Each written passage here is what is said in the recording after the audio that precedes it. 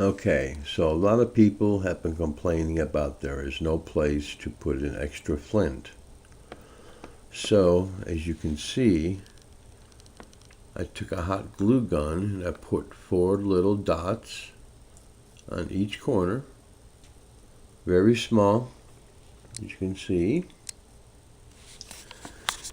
And that gives me enough room to put a flint in there and close the lid. Now I had a flint sitting here a second ago. I don't know what I did with it now. Where's pause?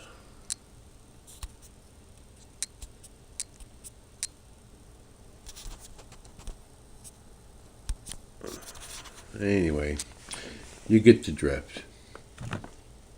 I slide it right on to the top of the slot where the flint screws in.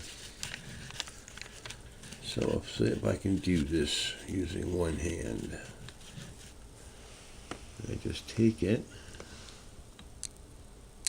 and just drop it in there, like so.